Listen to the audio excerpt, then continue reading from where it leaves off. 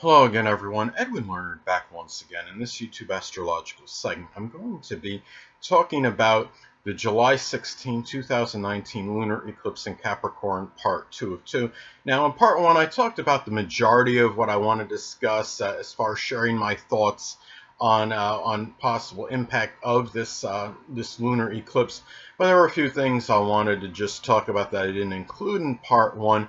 Well, the first thing is when you have when you're talking about a lunar eclipse and something of this magnitude and being so powerful, this amplified full moon energy, other transits to your natal astrological energy, of course, could be amplified and intensified. Now, I'm going to be having transit Jupiter make an opposition to my natal moon in Gemini at this time. So I have to guard against perhaps a very distorted response to things with a lot of this high-strung, excitable Gemini energy. And when you have a full moon, of course, you can, full moon / lunar eclipse, it could be a very outpouring and unleashing of emotions that you might have had bottled up and suppressed for a strong period of time. Of course, Capricorn, again, very serious and ones that are very sad, that have a little despondent flavoring to it.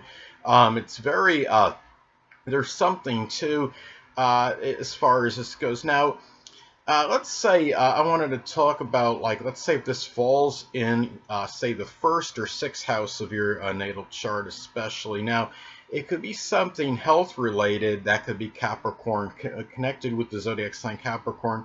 That might be life altering, might be very powerful. I'm not talking about a regular full moon when you could be talking about just some kind of something like a pulled muscle or something, or simple strain. I mean, generally, that's what I see happening a lot of times if you have something that might affect you health-wise on a full moon.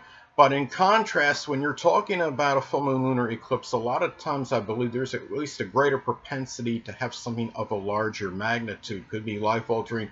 Given if this falls, say, in the first or sixth house of your natal chart, being in Capricorn, it could be a knee replacement that you might be cognizant of, or having to have some kind of knee replacement surgery.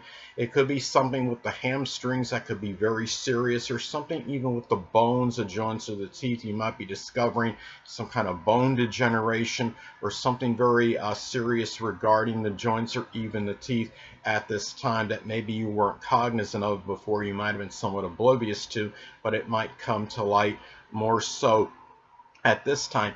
And remember that you're going to have Pluto in this mix as well, and I would think, especially if this is in the first house, I mean, if you're going to have the full moon / lunar eclipse in Capricorn falls in your first house, there's a good chance that Pluto will be there as well, or at least it will conjunct the ascendant from the 12th house. So it's still in this mix no matter how you slice it, because it's going to be making the conjunction to the full moon Capricorn. It could be something too where this could be about a certain transformation in the appearance. Now, Capricorn could often have an older look than average, and on average could look older than their years, I believe.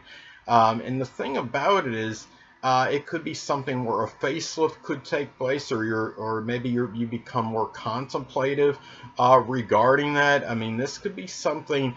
And also remember, you're talking about Saturn is not far from this mix too. Saturn could be connected with aging, old age. So you just want to, like, maybe be thinking about trying to reverse the process, so to speak. So those are some ways that this could manifest. And also too, there could be a greater propensity for accidents when you're talking about a full moon. It could be something as a result when driving, somebody taking things too seriously. Perhaps it's through a business commute. It could be very serious accidents.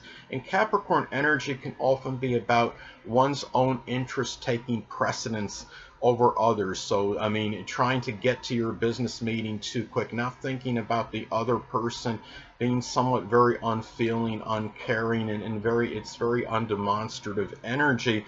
But the thing about it too is that, keep in mind too that, I mean, there could be greater proclivity for some kind of volcanic activity at this time, because you're talking about, I mean, full moon energy is like energy very strongly bottled up, and then you have it amplified and intensified. Given it's going to be a lunar eclipse, it could be some represent energy that has been held back for a while and then unleashed. You're also going to have a Mars Uranus square aspect take place at this time too, and as I've stated before, that other aspects, electional aspects, could be intensified and magnified due to the fact it's falling at the time of the lunar eclipse. And Mars, of course, could be very volatile energy. You have it in a fire sign. You have it being in Leo, very ferocious energy. And then you have making an adverse aspect to Uranus, which, of course, Uranus could be things that are catastrophic and I believe can be connected with of course, very catastrophic energy, whether it could be volcanoes or earthquakes or what have you. And I think when you're looking at this as well, Uranus being in Taurus, of course, Taurus energy could be associated with this kind of this dry, this rocky material. And then you have Mars, of course, even though in Leo, Mars still rules Aries, and Mars energy could be very fiery, very hot. So there you go.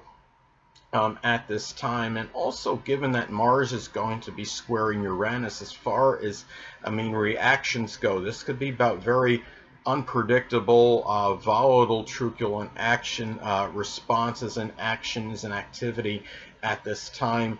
From others, it might be surprising. You know, you might find some people that might surprise others and shock others with some kind of truculent behavior. And remember that it does fall at the time of this full moon / lunar eclipse.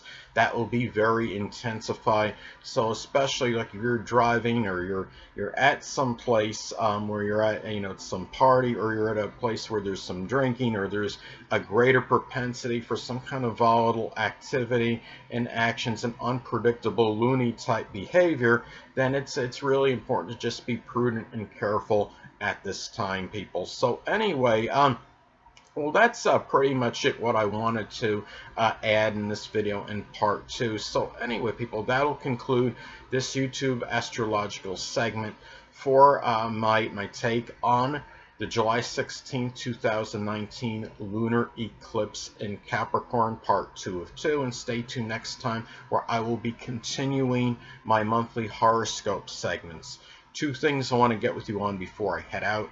Firstly, the stars may impel, but do not compel. And secondly, never isolate any single astrological element, aspect, planetary placement, position, configuration, influence, or what have you, and make an analysis of a person, astrologically speaking, based on this alone, because astrologically speaking, the person is the sum of all their components in their natal chart and not just one. Until next time, people, stay well.